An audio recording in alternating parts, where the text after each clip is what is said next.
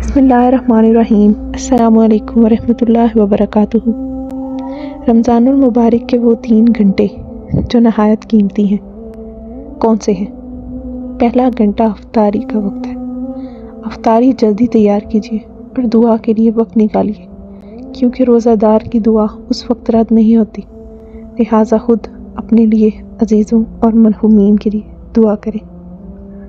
دوسرا گھنٹہ رات کا آخری گھنٹہ، بس خداوند عالم سے خلوت کریں کہ اللہ آواز دیتا ہے، آیا کوئی درخواست کرنے والا ہے کہ میں قبول کروں؟ آیا کوئی استغفار کرنے والا ہے کہ میں اس کو معاف کر دوں؟ بس اس وقت تم استغفار کرو۔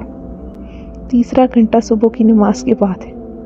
صبح کی نماز کے بعد سے سورج نکلنے تک مصلی پر بیٹھے رہنا اور ذکر خدا کرنا۔